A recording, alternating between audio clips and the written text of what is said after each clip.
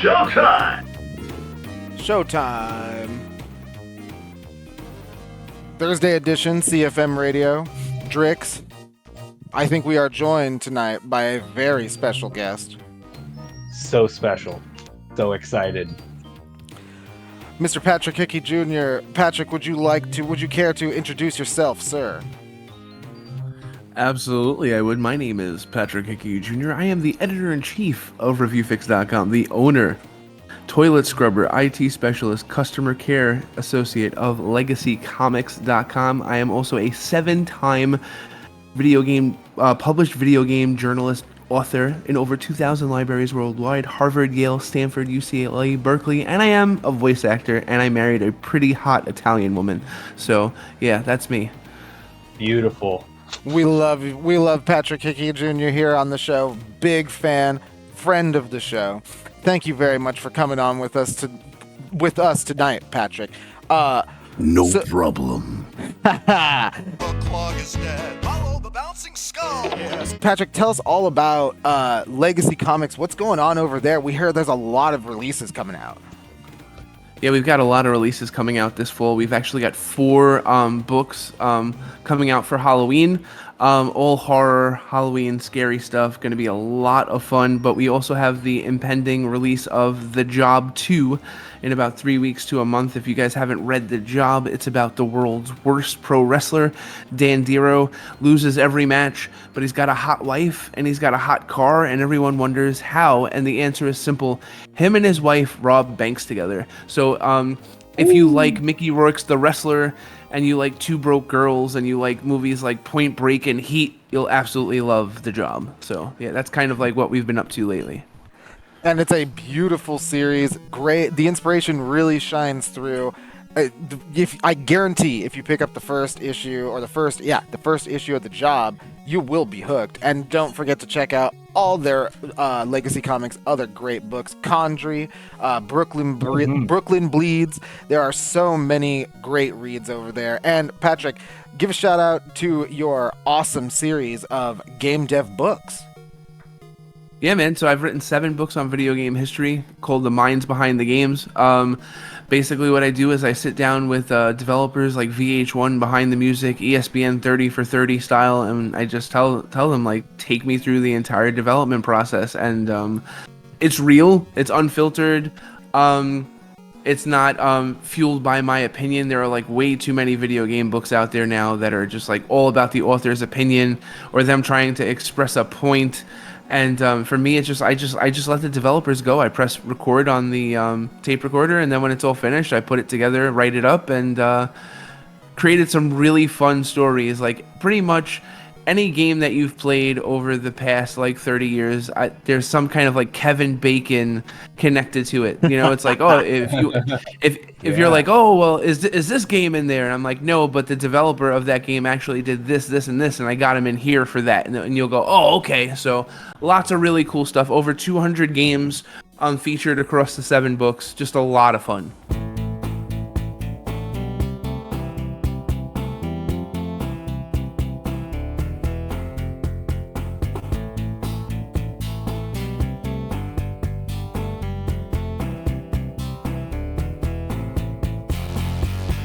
Great books, great reads from Patrick Hickey Jr. But, fellas, I think it's time that we get into the news. We were just talking comics, so I think we should talk about the next game featuring everyone's favorite web slinger.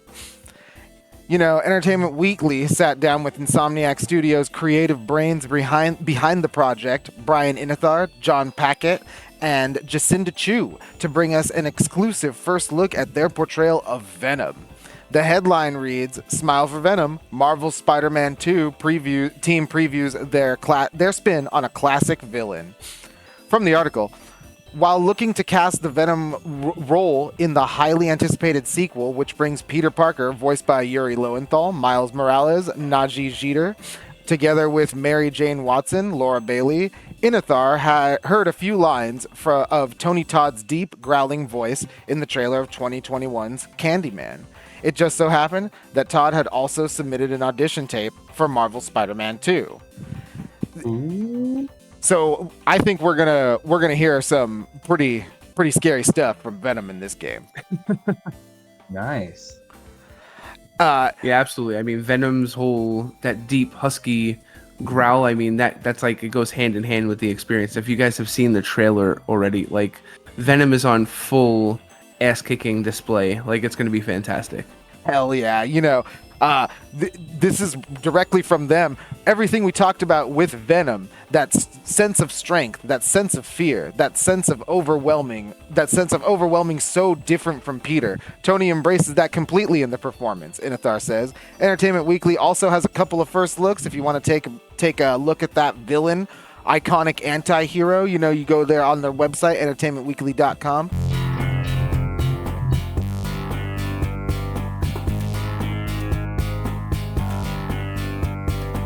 Pat, is there a comic book antagonist that you draw inspiration from in your creative works? Is that character a favorite of yours, or do you just really like what they bring to the table as a villain? I love Venom. Venom's one of my favorite characters of all time. I love what Venom did to Marvel.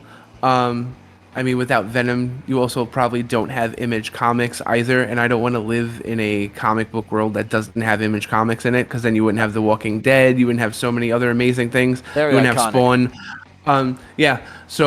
I love Venom.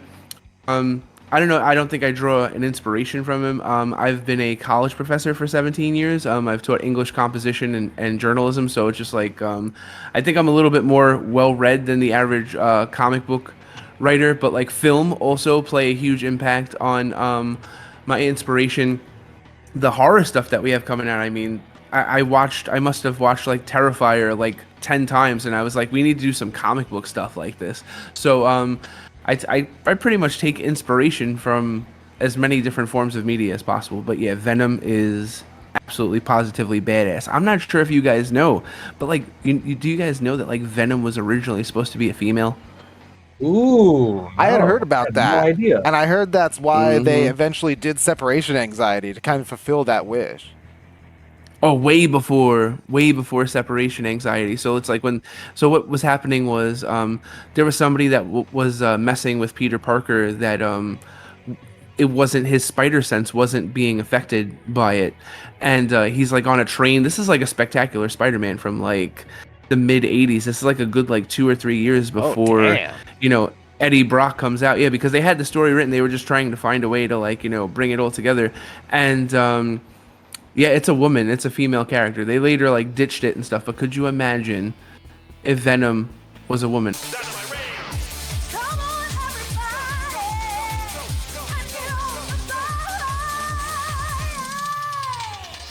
In other Venom news, there's a lot of hype right now about members of what's called the Stern Army, because I'm a pinball guy.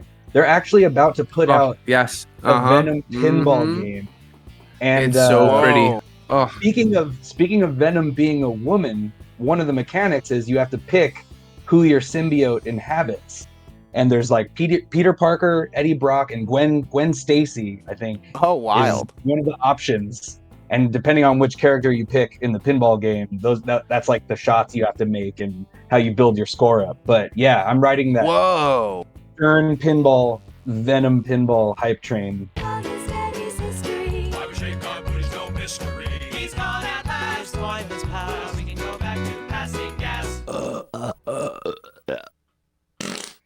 Yeah, clock is dead.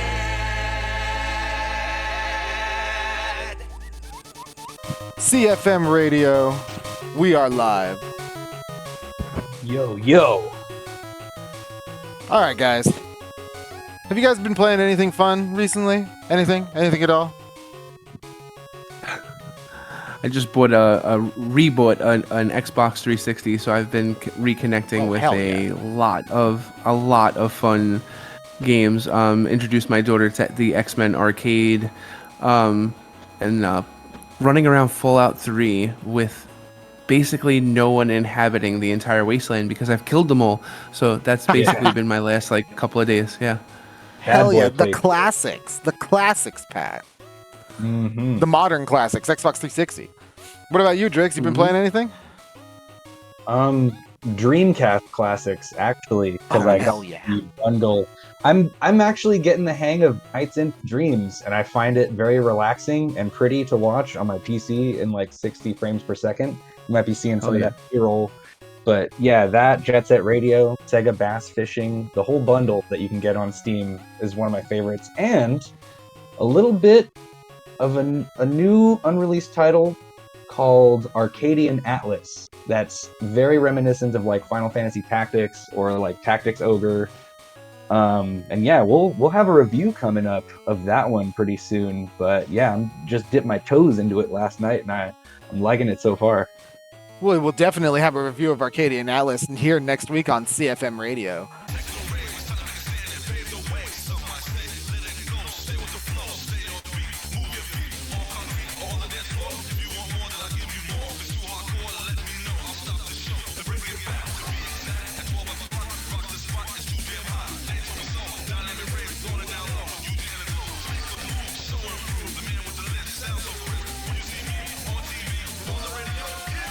Fellas, I'll tell you what, I hit platinum in Street Fighter 6 ranked. I am 35 hours deep into Final Fantasy 16. I just can't stop, guys. I can't stop. Don't stop. I will not, because tomorrow, July 21st, sees the release of Pikmin 4 exclusively on the Switch. I'm a huge Pikmin fan. I have literally... Splatoon has a trilogy in the time between Pikmin 3 and 4. It's been a decade. I am a huge Pikmin fan. I cannot wait. And Pikmin 4 brings in all of your old favorites, such as Blue, Red, Purple, and Rock, along with the new types in the form of Ice and Glow Pikmin. There's also Ochi, and I gotta tell you guys, he's the most adorable interpretation of an armored personnel carrier I've ever seen in a video game. And you know, next Tuesday, this is another sleeper hit, another sleeper favorite of mine was Remnant in 2019, and next Tuesday, 25th, sees the release of Remnant 2. It's the follow-up to the 2019 Souls-like shooter Remnant from Ashes, and Remnant 2 expands and improves on the previous entry in every way, from worlds to weapons to playable classes.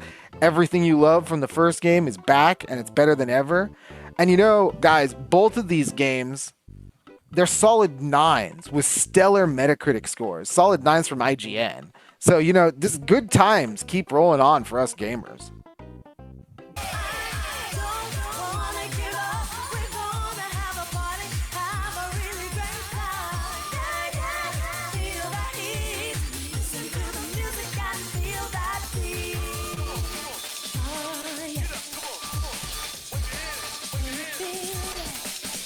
Pat, I understand you've been doing some voice work for an upcoming game. What can you tell us about it? And when can we play it?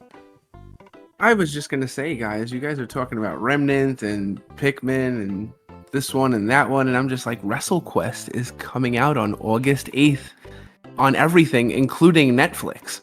So, if you grew up playing games like Super Mario RPG, Pokemon, Dragon Quest, and you grew up watching professional wrestling, you are absolutely positively going to adore WrestleQuest. WrestleQuest takes 30 licensed professional wrestling legends: Jeff Jarrett, Sergeant Slaughter, the Legion of Doom, Jake the Snake Roberts, Diamond Dallas Page, the Junkyard Dog, the Macho Man Randy Savage, ooh yeah, and puts them in this 50+ hour Japanese RPG that is clearly an homage to anyone that has ever loved like the behind the scenes stories of pro wrestling. It's a ton of fun. I voice over 90 characters in the game. 90 characters. Oh, new record. Yes. I've been on the dev team for about 3 years. The game's been in development for close to 5. So I mean, I remember the original sprites and what they look like and what they look like now, and it's just been it's been wild. I mean, the team has taken me to PAX East twice for panels and PAX West once, and I went to Tennessee for Ric Flair's last match. I mean, these guys have literally taken me all over the country to promote this game, and it's absolutely going to be like the game of the summer. People are gonna go, yeah, it looks like Mario RPG, it looks kind of fun, and then they jump in and they start experiencing the story and experiencing the characters, and they're going to be completely blown away with how awesome WrestleQuest is.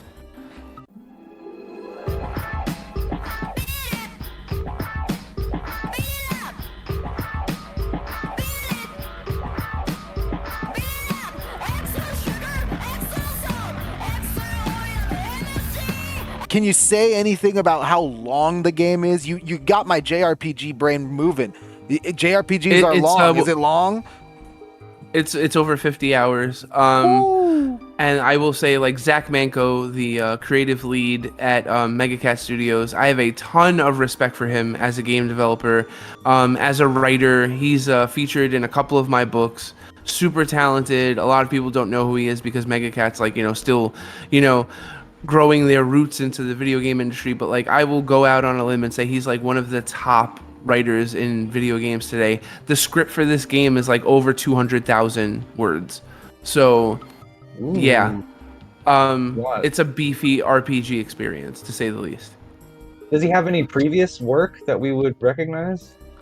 So I'm pretty sure he's writing the Renfield game that's currently like on Steam. That's being the Renfield game that's based on the movie. He did Coffee Crisis, that came out a couple of years ago on like Switch and Xbox and PlayStation 4. But this is his big like coming out party. Like people are gonna like experience this game and be like, who wrote this? And then it's gonna be a couple of Google searches, and then Zach is not going to be able to leave his house. So that is so cool. That is so amazing. I can't. You know what? It's on Netflix. No one has any excuse to not play this game. You have to play this game. Yeah. Like everyone can play this game. It's on Netflix. Like what are we playing on a remote? It doesn't matter. It's turn-based. Like sounds great. I didn't even put that together. So it's gonna be great. Everybody's got to check out WrestleQuest. When's it hitting? When's it hitting online? Everywhere? August 8th everywhere. Yep.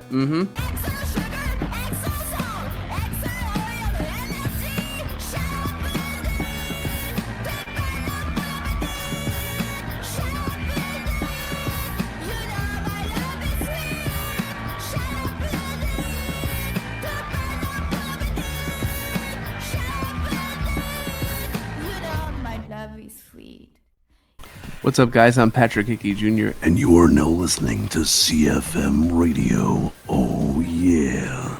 CFM Radio. We are live. Such talent.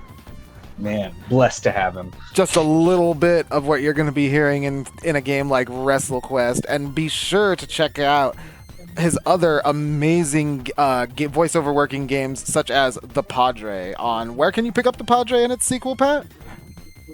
The Padre is available on PlayStation 4, on Xbox One, on Nintendo Switch. The sequel, One Shell Straight to Hell, which I think is a far better game, is only available on Steam, but that's probably a story for Minds Behind the Games at one point. So, but yeah. Beautiful Sounds book great. series. Minds Behind the Games too. Absolutely. And you know what? There's a ton of them with amazing stories. Such a labor of love. And speaking. Thank you, sir. Yeah, absolutely. Hey, you know what? You're the man thank you. You're the guy who's bringing us these amazing stories. But we have a story for you guys. And we all know about Activision's Blizzard. They got taken over by Microsoft. Microsoft beat the FTC in court with a rusty paper bat. It was pretty bad. But is the Xbox series of consoles up to snuff for current developers? For my own sake, watch out, yo! See, I come, yo! I'm gonna change your rotten sake. Turn up the TV, do you agree? Yeah, I'm taking turkey, take it from me. I'm gonna show my love for my dad, but it's more than mom, isn't it? The headline is, Xbox Series S is a, quote, nice option for customers, but can be a, quote, bottleneck for devs. It's from Trine 5 developer.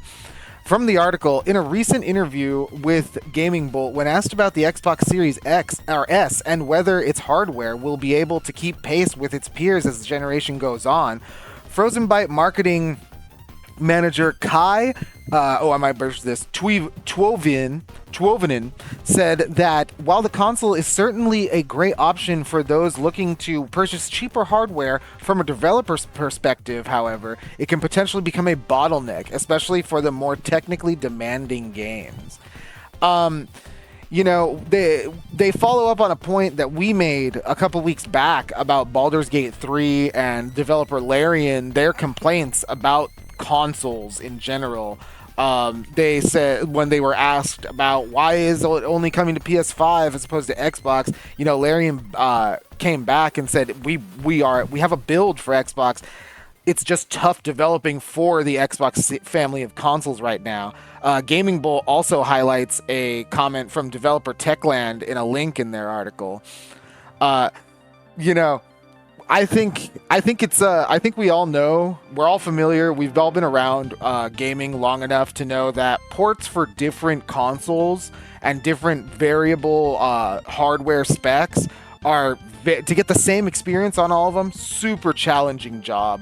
But the Xbox is interesting to hear because for all intents and purposes, and I think pretty sure Phil Spencer himself was saying, touting how powerful the Xbox Series X is and how great the Xbox Series S is.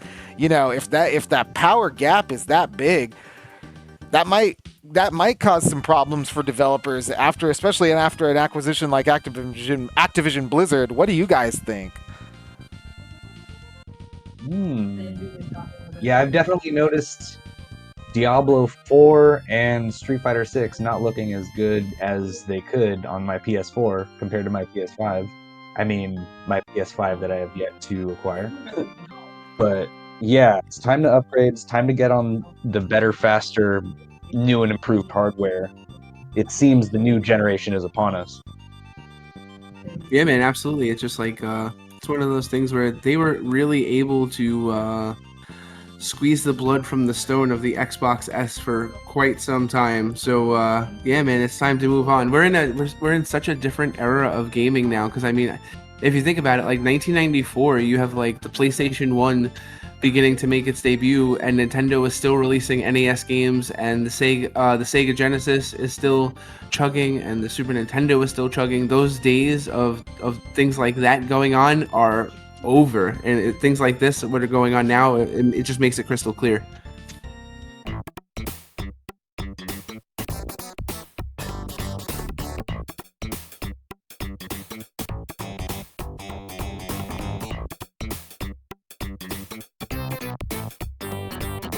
So here's the thing, from all our reporting and accounts, diving into the court documents ourselves on previous casts of CFM radio from the Microsoft versus FTC trial, my Xbox mostly wants to move to the Game Pass and the cloud. You know, that seems to be something that everyone in the industry wants to embrace.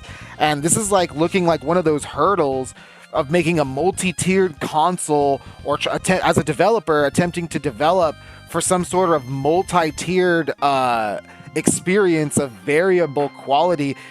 Are you guys looking forward to cloud gaming at all? Has anyone tried cloud gaming? I don't ever want a cloud game in my entire life. Like, I am a physical media guy. Like, if the fact that I even have to install games irritates me. The fact that like I can't play certain games unless I'm connected to Xbox Live annoys me. Yeah, man. So but you know what? I'm gonna have to embrace it. I sound like a boomer right now, but that's hey, you know what, Pat? Here on CFM Radio, we super encourage the purchasing of physical media in your games. I say this as a powerful example all the time. Look at Final Fantasy 16. You can play that whole game right off the disc, front to back. Nice. No ifs, ands, or buts, no downloads. There have been patches since the game has come out, but if you're like you, Pat, and you don't want to deal with the online things, you could buy a game like Final Fantasy 16 and just play it, the whole game, and you and I can talk about it as if we, you know, it doesn't matter. My patches be damned. right? It doesn't matter. So I think that's going to be something that gamers and developers really should embrace. I understand that these game sizes, you look at Call of Duty, the game's 100 gigs. It takes my whole goddamn hard drive to play Call of Duty. And I'm like, I don't know about this, fellas.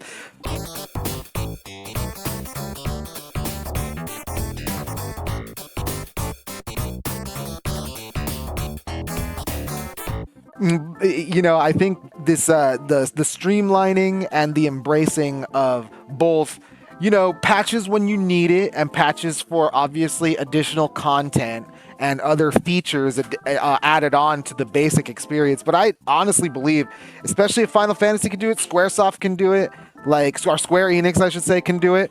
They can make a full numbered Final Fantasy game front to back that I could just put in my PS5 on the disc and just go for it. I think more developers should be doing that. I mean, I don't have a problem running any Nintendo games on my Switch either, right? Like, I put the card in, it just goes.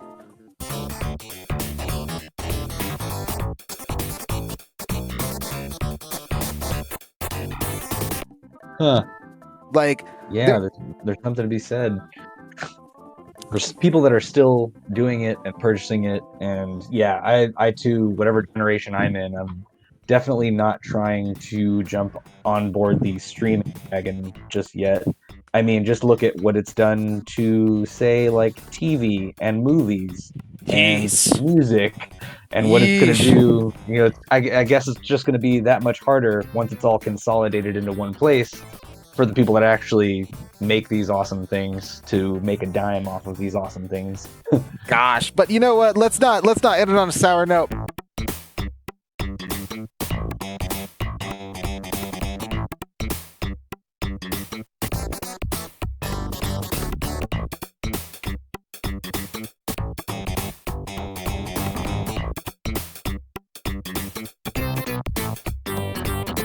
Pat, what is your favorite console of all time? And do you have a PS5 or an Xbox or both or a Switch?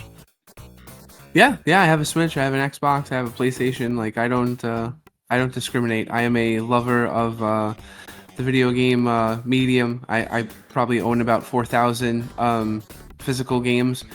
I would say my favorite console of all time, if I had to pick one, I would probably say the original PlayStation.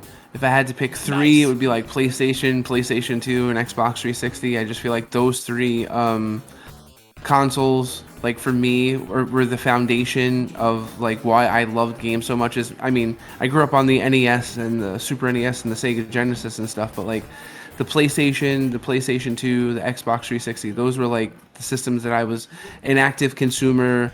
That was when the internet was getting really sexy, and I was, reading previews beforehand and, going on, GameSpot super early, like the late 90s and stuff. Yes. And so, so if I had to pick one, console, probably PS1 or PS2. So, yeah. Those are good libraries. Yeah, great libraries. Generation-defining consoles. Great picks, Pat. Great picks. Thank you. Hey, you know what? They're amazing consoles. So many classics on both of those. One of my favorite PS2 games, Way of the Samurai. Incredible game. Love it. One of my favorite Xbox 360 games. Not a lot of people, not very well known, and you kind of difficult to buy. Lost Odyssey. Love that game. Yeah. Absolutely. I own it. I love it. You're lucky. You're lucky you own one of those physical editions and copies of those games. We already know the smell of the game.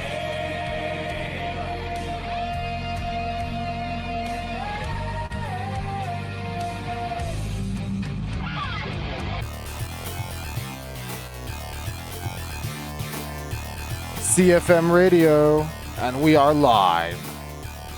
We live, baby. Thursday edition. Here with Pat, Minds Behind the Games, Legacy Comics, Patrick Hickey Jr. How are you, Pat? I'm doing good, man. It's 11 o'clock. I should be sound asleep at this point, but I am good. No coffee. I am solid. I'm special. Well, let's go. Let's waste no time, get rolling, because yesterday, the 19th, big day, for Activision Blizzard. Quarter 2 earnings document hit the net for all the public to see. And things look admittedly great for the Call of Duty and Diablo 4 publisher, with CEO Bobby Kotick delivering glowing remarks in his opening statement. Quote, "We delivered a 50% year-over-year increase in net bookings, operating income growth over 70%, earnings per share growth over 80%, and a record quarter for Blizzard with over $1 billion in net bookings for the first time." Woo! Guys, Blizzard's making money. Yeah. Diablo 4, and they're doing it. Diablo 4. Hey, who can resist, right? Everybody loves Diablo. Nope. Absolutely. Resist. Even at the $70 price point. Even for $70, reading further, we see that part of that growth is driven by the continued engagement with the Call of Duty franchise in the first set of business highlights. Call of Duty approaches its 20-year anniversary in October with around 90 million monthly players, with over half of all engagement on the mobile platform. Activision's teams are hard at work on major installments in the franchise slated for the fourth quarter. Development of this year's full annual premium release on PC and console is proceeding well. And Warzone Mobile, an ambitious and internally developed mobile game tightly integrated with the PC and console experience, continues to progress through regional testing. If you could be playing Warzone Mobile right now, you probably are. Blizzard is also no slouch when talking growth, with Diablo 4 being the talk of the Blizzard portion of the highlights. The first bullet point in the Blizzard section reads, quote, "In the second quarter, Blizzard segment revenue grew over 160% year over year, and operating income more than tripled year over year, each setting new quarterly records driven by the launch of Diablo 4. Diablo 4, absolutely killing it. They addressed Overwatch 2, the current lackluster community reception. They said while the engagement and player investment in Overwatch 2 declined sequentially in the quarter, the Overwatch development team is looking forward to August 10th with the release of Overwatch 2 Invasion. This will be the largest seasonal update yet, to include PvE, story missions, a new game mode, and a new hero progression system, as well as a new hero. This goes right along with plans for additional World of Warcraft and Diablo 4 content updates. Guys, do you guys like Blizzard? Oh yeah, absolutely. I mean, I've been playing Diablo since the first one. I've got friends on the Overwatch team, so it's like, yeah, man, it's they're doing it. They definitely are doing it. I'm a bigger fan lately than I was previously, anyway. Yeah, they haven't done anything for me particularly in a while, but yeah, they're definitely on my radar again. Since I wasn't a big man, World of Warcraft guy, I kind of picked up and put down both Overwatch games. I was enjoying playing Overwatch 2 with my friends. Our buddy Johnny Deals, who was on the show, he's been playing competitively pretty good on his stream over there. But yeah, they're doing all right. And I mean, before the release of Diablo 4, sounds like a good time to have gotten some of their stock or whatever. Seriously, right? That was the dip, right? Hey, you know what? I'm in the same boat. I was a big. I played World of Warcraft through. I was a big Overwatch player, but I really didn't like what the direction of the game was going from a competitive standpoint for a while there, so I switched back to World of Warcraft. Kind of fell out of love with that. Just the MMO grind, right? Everything going on like that. Blizzard didn't really have a lot to offer me. I keep seeing Diablo 4. Every one of my friends keeps wanting to play it. I might pick it up next time it goes on sale, but right now I got so many games, guys. I'm just gaming my head off.